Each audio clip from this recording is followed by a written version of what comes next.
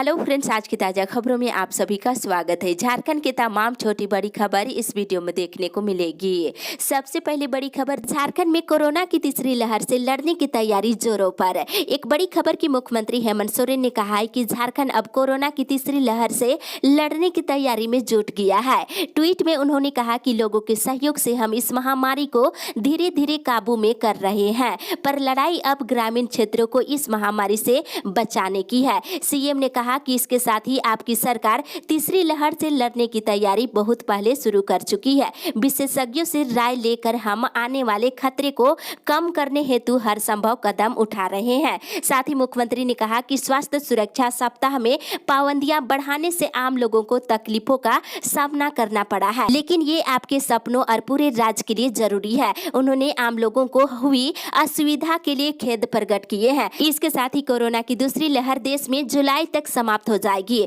वहीं कोरोना की तीसरी लहर देश में 6 से 8 महीने में आ सकती है। ये अनुमान भारत सरकार के अधीन विज्ञान मंत्रालय के विज्ञान और प्रौद्योगिकी विभाग के द्वारा स्थापित वैज्ञानिकों के 3 सदस्यीय पैनल की है। और इंडिया टुडे में छपी खबर के अनुसार इन वैज्ञानिकों का अनुमान है कि मई के अंत तक देश में संक्रमण के मामले 1.5 लाख प्रतिदिन आ सकते हैं। इसी के साथ ही अगली बड़ी खबर मौसम विभाग से, झारखंड के कई जिलों में बारिश के साथ बिजली गिरने की आशंका। झारखंड में इन दिनों मौसम लगातार करवट ले रहा है। दिन में धूप और शाम के समय आसमान में बादल छा जाते हैं। इसके कारण तापमान में लगातार गिरावट दर्ज की जा रही है। मौसम विभाग ने खूंटी, सरायकेला, पूर्वी सिंहभूम, गढ़वा, बोकारो और रामगढ़ में बारिश के साथ बिजली गिरने का अलर्ट जारी किया है और इस दौरान 30 से 40 किलोमीटर प्रति घंटे की रफ्तार से हवा चलने की भी संभावना है। वहीं बता दें, मौसम विभाग ने कहा है कि 22 मई के बाद पारा तेजी से चढ़ेगा और वहीं झारखंड में अगले 2 दिनों तक कई जिलों में हल्की और मध्यम दर्जे की बारिश के साथ वज्रपात होने की संभावना है। इसी के साथ ही अगली बड़ी खबर, झारखंड कोरोना अपडेट्स। झारखंड में 2 दिनों से लगातार कोरोना मरीजों की संख्या में गिरावट दर्ज की जा रही है। पिछले 24 घंटे के दौरान 1894 कोरोना के नए मरीज मिले हैं और 53 मरीजों की मौत हो गई है। राहत भरी खबर ये है कि 4528 मरीज स्वस्थ हुए हैं और मिले मरीजों में से बोकारो से 139, चतरा से 18, देवघर से 75, धनबाद से 109, दुमका से 4, पूर्वी सिंहभूम से 241, गढ़वा से 48, गिरिडीह से 64, गोड्डा से 20, गुमला से 56, हजारीबाग से 102, जामताड़ा से 22, खूंटी से 50, कोडरमा से 97, लातेहार से 63, लोहरदगा से 39, पाकुड़ से 11, पलामू से 66, रामगढ़ से 84, रांची से 251, साहिबगंज से 24, सरायकेला से 46, सिमडेगा से 82 और पश्चिमी सिंहभूम जिले से 183 नए मरीज मिले हैं। वहीं देश में पिछले 24 घंटे के दौरान 2,67,334 कोरोना के नए मरीज मिले हैं। इसी के साथ ही अगली बड़ी खबर, 9वीं और 10वीं के छात्रों को भी दी जाएगी किताब। एक बड़ी खबर की राज्य के सरकारी स्कूल में पढ़ने वाले कक्षा 9 और 10 के लड़कों को भी अब निःशुल्क किताब दी जाएगी। छात्रों को निःशुल्क किताब देने की स्कूली शिक्षा और साक्षरता विभाग के प्रस्ताव को योजना प्राधिकृत समिति से स्वीकृति मिल गई है। अब प्रस्ताव को कैबिनेट में रखा जाएगा और वर्तमान शैक्षणिक सत्र से ही किताब दी जाएगी। वहीं दूसरी ओर साइकिल की राशि बैंक खाता में ट्रांसफर। झारखंड शिक्षा परियोजना ने कक्षा 8 में पढ़ने वाले सामान्य वर्ग के विद्यार्थियों की साइकिल की राशि बैंक खाता में ट्रांसफर कर दी है। विद्यार्थियों को 3,500 रुपये उसके खाते में साइकिल के लिए भेज दी गई है। साथ ही कोरोना काल में केंद्र सरकार ने देश के दूर दराज के इलाकों में रह रहे आदिवासी बच्चों को डिजिटल तरीके से शिक्षित करने का तैयारी में है। इस काम में दिग्गज आईटी कंपनी माइक्रोसॉफ्ट सरकार की मदद करेगी। इसी के साथ ही अगली बड़ी खबर, किसानों को नुकसान का मुआवजा मिलेगा अगले हफ्ते। एक बड़ी खबर की मुख्यमंत्री हेमंत सोरेन के निर्देश के बाद राज्य के सभी जिलों से ओलावृष्टि के कारण फसलों को हुए नुकसान का आकलन आपदा प्रबंधन विभाग को प्राप्त हो गया है। राज्य में ओलावृष्टि से फसलों को हुए नुकसान की भरपाई राज्य सरकार करेगी। इस आकलन में औपचारिकताएं पूरी करके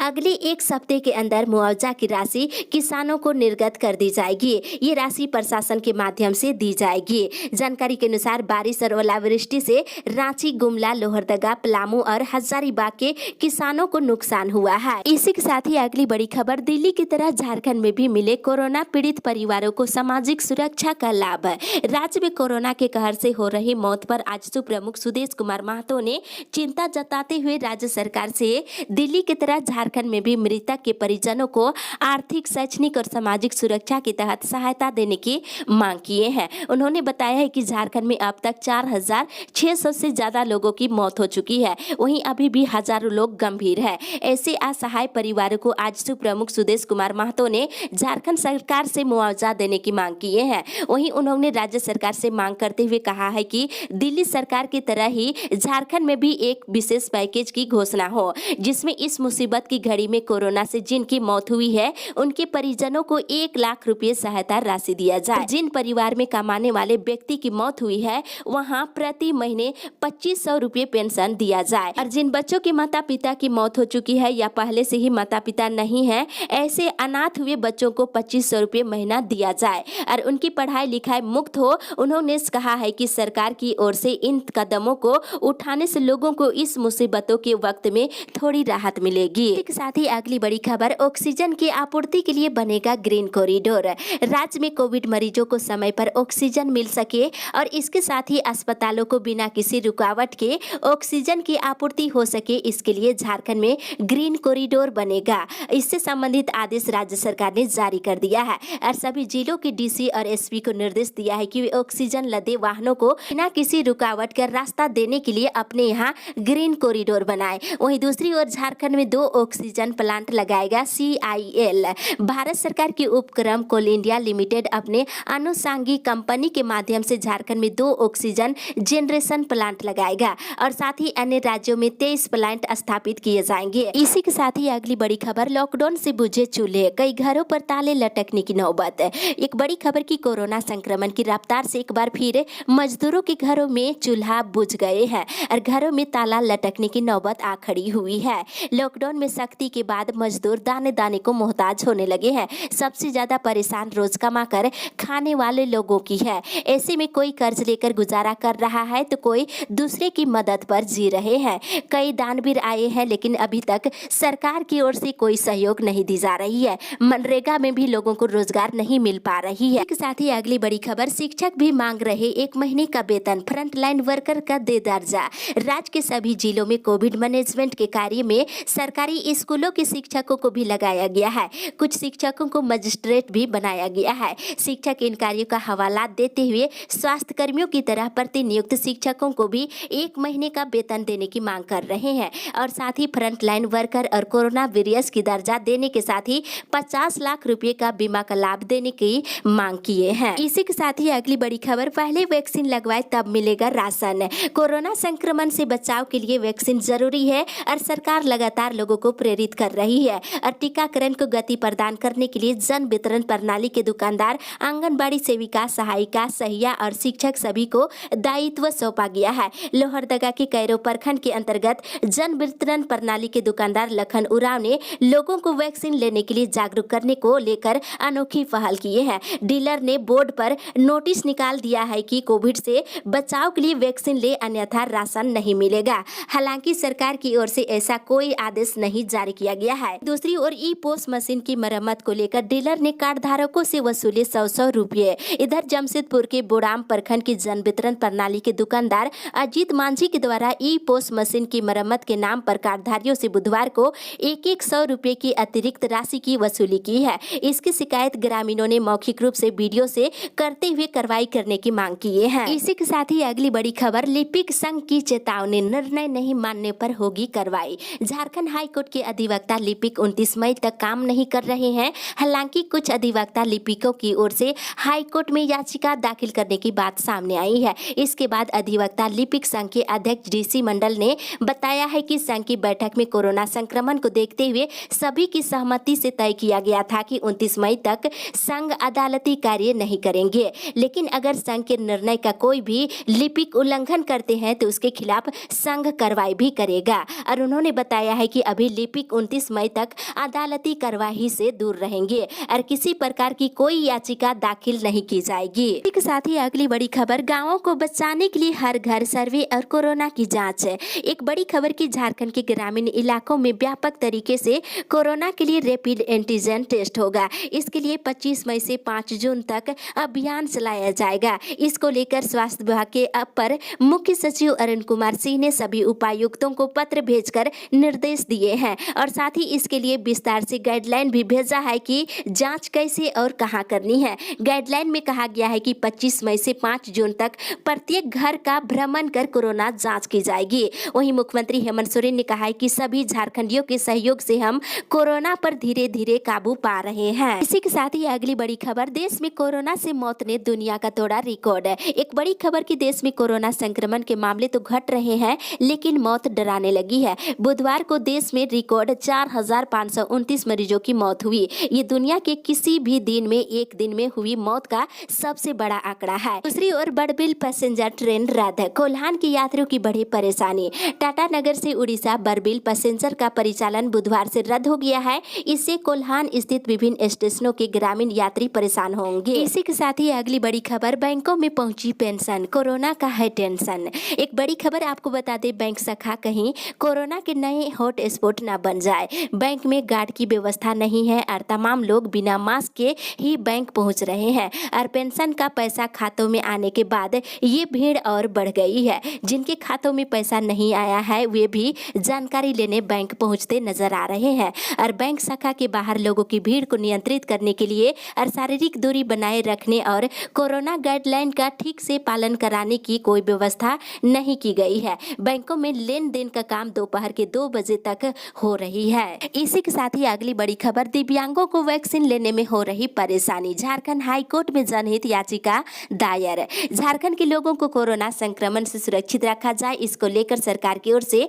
लोगों को लगातार कोरोना वैक्सीन लगाई जा रही है, लेकिन राज्य में दिव्यांग और बेसहारा लोगों को टीका लेने के लिए खास व्यवस्था नहीं की गई है। राज्य के दिव्यांग और बेसहारा लोगों को घर जाकर वैक्सीन देने की मांग को लेकर बुधवार को झारखंड हाईकोर्ट में जनहित याचिका दायर की गई है। वहीं इस मामले में अदालत से जल्द सुनवाई करने की भी आग्रह की गई है। दूसरी ओर टाउन प्लानर नियुक्ति मामले पर हाईकोर्ट में सुनवाई। झारखंड में टाउन प्लानर नियुक्ति परीक्षा परिणाम को चुनौती देने वाली याचिका पर कल झारखंड हाईकोर्ट में सुनवाई हुई। अदालत ने मामले में दोनों पक्षों को सुनने के बाद याचिकाकर्ता के अधिवक्ता को अपना पक्ष 21 मई तक पेश करने का निर्देश दिया है। मामले की अगली सुनवाई 21 मई को होगी। इसी के साथ ही अगली बड़ी खबर, भुगतान नहीं होने से कूपों का निर्माण कार्य ठप। हजारीबाग जिले के बिशुनगढ़ प्रखंड के गाँवों में मनरेगा के तहत निर्माण कराए जा रहे कूपों का निर्माण कार्य बंद हो गया है। कार्य बंद होने का कारण विभागीय भुगतान नहीं होना बताया जाता है और मनरेगा के तहत सरैया पंचायत में ही आधा दर्जन कूप बन रहे हैं। यहाँ निर्माण में आने वाले सामग्रियों का भुगतान नहीं होने के कारण काम ठप हो गया है। लाभुकों ने बताया है कि बरसात के पहले कूपों का कार्य पूरा नहीं किए जाने पर धंसने की आशंका है। वहीं दूसरी ओर बीपीओ राजेश कुमार नारे ने बताया है कि सामग्रियों का भुगतान करने के लिए आवंटन उपलब्ध नहीं हुआ है। आवंटन उपलब्ध होते ही लाभुकों को भुगतान कर दिया जाएगा, हालांकि मजदूरी का भुगतान की जा रही है। इसी के साथ ही अगली बड़ी खबर, मृत कर्मियों के आश्रितों को 15 लाख दे HEC. Hatia project workers union के महामंत्री राणा संग्राम सिंह ने एचईसी प्रबंधन से कोरोना से मृत कर्मियों को 15 लाख रुपया एक्स ग्रेशिया का भुगतान करने की मांग की है। वहीं दूसरी ओर हटिया कामगार यूनियन के अध्यक्ष केपी साहू ने एचईसी प्रबंधन को पत्र लिखकर वेतन भुगतान जल्द कराने की मांग की है। इसी के साथ ही अगली बड़ी खबर, निजी अस्पतालों की मनमानी, सरकार के नियमों की खुलेआम उड़ा रहे धज्जियां। झारखंड में सभी जिलों के हिसाब से प्राइवेट अस्पतालों में कोरोना मरीजों के इलाज का रेट तय किया गया है, लेकिन इसके बावजूद कई निजी अस्पताल सरकार के नियमों की खुलेआम धज्जियां उड़ा रहे हैं। पिछले दिनों कोकर के सैमफोर्ड अस्पताल ने एक कोरोना मरीज के 6 दिनों के इलाज का बिल 1.5 लाख रुपए बना दिया है। वहीं रातू रोड के प्रोमिस हेल्थ ने 8 दिनों में 2,77,000 का बिल बना दिए हैं। वहीं दूसरी ओर एम्बुलेंस कर्मी खुलकर कर रहे उगाही। अस्पताल में भर्ती कोरोना मरीज के परिजनों ने बताया है कि संकट की इस घड़ी में एम्बुलेंस कर्मी खुलकर उगाही कर रहे हैं। रामगढ़ से कोरोना मरीज को लेकर रिम्स पहुंचने में 3500 रुपये ले रहे हैं, यानी कि जाहिर है कि एम्बुलेंस कर्मी कम से कम 2 गुने रेट पर ही मान रहे हैं। साथ ही बता दें, रिम्स से महज 2 किलोमीटर की दूरी तय करने के लिए निजी एम्बुलेंस कर्मी 800 रुपये की मांग करते नजर आ रहे हैं, जो सरकारी रेट से काफी ज्यादा है। इसी के साथ ही अगली बड़ी खबर, लॉकडाउन उल्लंघन, मास्क नहीं पहनने वालों ने भरा 11.5 लाख रुपए का जुर्माना। एक बड़ी खबर की झारखंड पुलिस ने बुधवार को लॉकडाउन का उल्लंघन और बिना मास्क वालों से 11,59,080 रुपए का जुर्माना वसूला। राज्य में लॉकडाउन उल्लंघन के कुल 22 मामले दर्ज किए गए हैं और इस दौरान 123 लोगों की गिरफ्तारी भी हुई है। राज्य में कोरोना वायरस के फैलाव को रोकने के लिए राज्य सरकार के जारी दिशा निर्देशों का अनुपालन कराने के लिए पुलिस लगातार सख्ती बरत रही है और बुधवार को पुलिस ने 998 चेकिंग पॉइंट पर जोरदार तरीके से चेकिंग अभियान चलाया। वहीं बेवजह घूम रहे लोगों से उठक बैठक कराते दिख रहे हैं। इसी के साथ ही अगली बड़ी खबर, कुम्हारों को उठाना पड़ रहा है भारी नुकसान, बाजार में नहीं पहुंच रहे खरीदार। लॉकडाउन ने कुम्हारों को बर्बादी की कगार पर खड़ा कर दिया है। पलामू की बाजारों में घड़ा और सुराही भरी पड़ी है, लेकिन लोग नजर नहीं आ रहे हैं।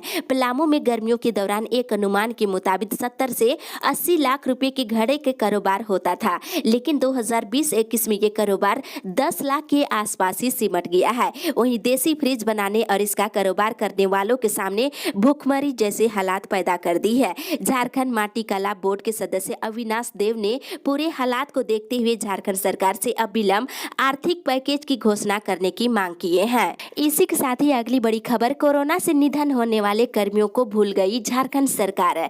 झारखंड में कोरोना संक्रमण से अब तक 2 दर्जन से अधिक सचिवालय कर्मियों और अधिकारियों की मौत हो चुकी है। इन पीड़ित परिवारों को सरकार की ओर से कोई सहायता मुहैया अभी तक नहीं कराई गई है। झारखंड सचिवालय सेवा संघ के अध्यक्ष विवेक आनंद बास्के ने सचिवालय कर्मियों और पदाधिकारियों को फ्रंटलाइन वॉरियर्स घोषित करने की मांग की है। इसी के साथ ही अगली बड़ी खबर, सेविका और सहायिका कर रही गाँव में सर्वे। लातेहार जिले के डीसी अबू इमरान के निर्देश अनुसार गाँव में कोरोना संक्रमण की रोकथाम को लेकर आंगनबाड़ी सेविका और स्वास्थ्य सहियाएं और महिला समूह की महिलाएं पूरी तरह से सक्रिय हो गई है। महिलाएं गाँव में सर्वे कर कोरोना के लक्षण वाले लोगों की पहचान कर रहे हैं। वहीं दूसरी ओर 10% ही बिक रही शराब, टैक्स कम करने पर विचार।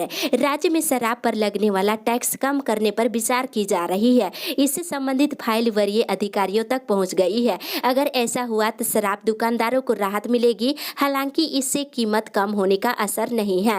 वर्तमान में ई पास की वैधता के चलते शराब की बिक्री प्रभावित हुई है। पहले राज्य में जहां प्रतिदिन 10 करोड़ से अधिक की शराब बिक्री की जाती थी, आज प्रतिदिन 1 से 1.5 करोड़ रुपए की ही शराब बिक रही है। लॉकडाउन में सुबह के 6 बजे से दोपहर के 2 बजे तक ही दुकान खोलने की अनुमति दी गई है। इस अवधि में शराब की बिक्री नहीं के बराबर हो रही है। इस अपडेट में बस इतना ही। आगे की खबर के लिए आप हमारे साथ बने रहें।